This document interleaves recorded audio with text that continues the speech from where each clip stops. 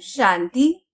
23 जुलाई 2025 की मुरली में बाबा हमें एहसास करवा रहे हैं कि ज्ञान के सागर के स्वरूप में उसने हमें सब कुछ बताया है कि रॉन्ग क्या है, राइट क्या है, भक्ति क्या है और ज्ञान क्या है। तो अब हमें तो मुख्य इस पुरुषोत्तम संगम युग पर नई दुनिया के लिए खुद को तैयार करना है। सबसे उत्तम पुरुष अर्थात सूर्यवंशी घराने की सर्वश्रेष्ठ आत्मा बनकर, और उसके लिए अभी क्या करना है?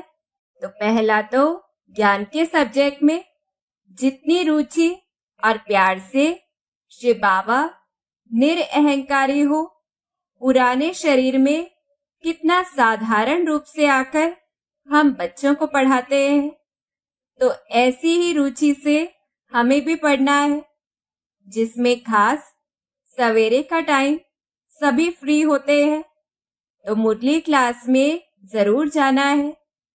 दूसरी बात, इस गुह्य बात को समझना है कि त्रिलोकीनाथ का टाइटल सिर्फ हम बच्चों को ही मिल सकता है, वह भी सिर्फ अभी ही। न शिव बाबा न श्री कृष्ण को दे सकते हैं, क्योंकि शिव बाबा स्वर्ग व नर्क का मालिक तो बनते नहीं है, और श्री कृष्ण जिस समय स्वर्ग के मालिक हैं तो ब्रह्मांड को वे जानते ही नहीं है। फिर तीसरी बात, अंदर में खुशी का पारा चढ़ा रहे कि इस समय स्वयं भगवान एक ही बार बहुत दूर से आते हैं और हमारे लिए सौगात ले आते हैं। खास माताओं को और हम सभी को कितना ऊंच पुरुषोत्तम बनाते हैं। इस समय बाबा के द्वारा सृष्टि चक्र की हिस्ट्री ज्योग्राफी को जानकर हम चक्रवर्ती राजा बन रहे हैं। ज्ञान से हम घोर रोशनी में आ गए हैं। अभी हमारे लिए ही बेहद की रात को बाबा दिन बना देते हैं। फिर हमारा ही धर्म ऐसा है जिन्हें सुख और शांति दोनों प्राप्त होते हैं, और वह भी इतना जो किसी को नहीं मिलता है।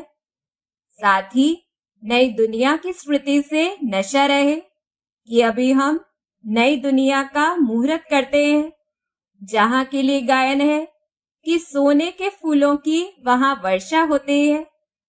फिर चौथी बात, एकांत में बैठकर ऐसे अंदर में विचार सागर मंथन करते रहना है कि अभी तो हम श्रेष्ठाचारी बन रहे हैं। स्वयं भगवान आकर हमारे लिए श्रेष्ठाचारी दुनिया बनाते हैं। पांचवी बात, मुरली की जो भी पॉइंट्स हम नोट करते हैं उसको भी रिवाइज करना है। ज्ञान धन के महत्व को जानकर कि जितना हम ज्ञान से इस समय भरपूर होंगे तो स्थूल धन की प्राप्ति भी स्वतः होती जाएगी। तो इस प्रकार से ज्ञान के सब्जेक्ट से हमें पुरुषोत्तम बनना है, क्योंकि जैसी स्मृति होगी वैसी स्थिति बनती जाएगी। फिर दूसरा, योग के सब्जेक्ट में पहली बात तो अभी आत्माभिमानी बनने का अभ्यास व मेहनत करनी है कि कैसे हम आत्मा में पाठ भरा हुआ है जो हम बजाते रहते हैं। और ये मेहनत क्यों करनी है? क्योंकि हम आधा कल्प देह अभिमानी रहे हैं, और आत्मिक स्थिति से ही बाबा की याद रहेगी, नहीं तो भूल जाएंगे, फिर पाप भी नहीं कटेंगे, घाटा भी पड़ जाएगा। दूसरी बात, अथाह ज्ञान में उलझ नहीं जाना है। मुख्य तो हमें अल्फ को याद करना है, जिसमें माया के तूफान याद में रहने नहीं देंगे, लेकिन हमें युक्ति रचनी है। जैसे किसी भी दिन छुट्टी होती है, संडे है, तो खास सवेरे 2-3 घंटे याद में बैठकर हमें कवर करना है दिन की कमाई को, पूरी झोली भरनी है, क्योंकि हमारी यह याद की यात्रा तब ही पूरी होगी जब हमारी सर्व कर्मेंद्रियां हमारे वश में हो जाएंगी, धोखा नहीं देंगी, हमारी कर्मातीत अवस्था हो जाएगी। तो इस प्रकार से योग के सब्जेक्ट से पुरुषोत्तम बनना है। फिर तीसरा, धारणा के सब्जेक्ट में इस दुनिया से वैराग्य रहे, इस स्मृति से कि ये भारत तो क्या था, अब क्या बन गया है।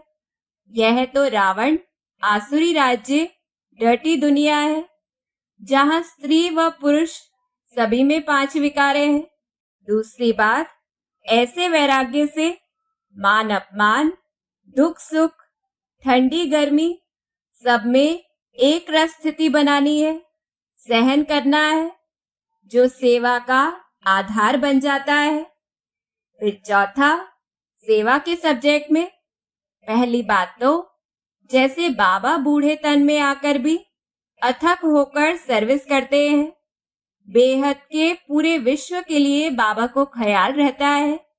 ऐसे ही याद रहे कि बाबा तो करन करावनहारे हैं, वह हमसे सेवा करवा लेगा। हमें बस अथक बन, सर्विस और सर्विस, यही ख्याल बुद्धि में रहे। दूसरी बात, हर चीज युक्ति से समझानी है। सीधा किसी को नहीं कहना है कि भगवान आया है, नहीं तो कोई मानेगा भी नहीं, ऊपर से गाली देंगे, डिससर्विस हो जाएगी। तीसरी बात, शॉर्ट में लक्ष्य बताना है पढ़ाई का, और उसमें भी विष्णु रूप नहीं बताना, बल्कि लक्ष्मी नारायण के रूप में बताना है, क्योंकि विष्णु कौन है यह भी कोई नहीं जानते हैं। चौथी बात, मनुष्य शांति मांगते हैं, विश्व में शांति चाहते हैं, तो हमें लक्ष्मी नारायण के चित्र से बताना है कि ऐसे राज्य में पवित्रता, सुख, शांति सब कुछ था, और ऐसे विश्व में शांति भगवान ही कर सकते हैं। पांचवी बात, स्वयं समझकर दूसरों को समझाना है कि कैसे यह अनादि नाटक चलता रहता है। और छठी युक्ति है कि अपने कमरे में हम 8-10 चित्र दीवार पर लगाकर बाहर ऐसा लिख दे कि बेहद के बाप से बेहद का सुख का वर्षा कैसे प्राप्त होता है, मनुष्य से देवता कैसे बन सकते हैं, वह आकर समझे। सातवीं बात, अगर ज्यादा धन नहीं है तो भी सेंटर से चित्र लेकर 3 पैर पृथ्वी अर्थात थोड़ी जगह पर भी हम अविनाशी अस्पताल व गॉडली यूनिवर्सिटी खोल सकते हैं। बाकी मुख्य तो 8वीं बात, अपनी स्थिति से सेवा करनी है, परमात्मा स्नेह से भरपूर हो, ऐसा मास्टर स्नेह का सागर बनना है, जो हमारे संपर्क में आने वाली हर आत्मा जो स्वार्थी स्नेह से थक चुके हैं और सच्ची स्नेह की भूखी है, उन्हें आत्मिक स्नेह की अनुभूति हो, ऐसा जीवन का सहारा प्राप्त हो जाए। 9वीं बात, अपना एक धर्म एक राज्य हमें अभी बनाना है। जितना हमारी सूक्ष्म कर्मेंद्रियों, मन, बुद्धि, संस्कार के ऊपर राज्य होगा, कंट्रोलिंग पावर होगी, उतना हम बेहद सेवा के निमित्त बनेंगे। बाकी तो जैसे जैसे हम नजदीक आते जाएंगे सत्युग की दुनिया के, तो हमारी ताकत भी बढ़ती जाएगी, सहज होता जाएगा, और तब ही बड़े बड़े भीष्म पितामह आदि को ज्ञान के बाण लगेंगे। तो ऐसे बाबा प्रेरित कर रहे हैं चारों सब्जेक्ट्स के द्वारा कि अंदर में बहुत खुशी रहे कि हम पुरुषार्थ कर ऊंच पद पाएं। ऐसे नहीं सोचना है कि जो तकदीर में होगा सो मिल जाएगा। तो इस प्रकार से खुद से कभी भी ना उम्मीद नहीं होना है, आगे बढ़ते जाना है। अच्छा, ओम शांति।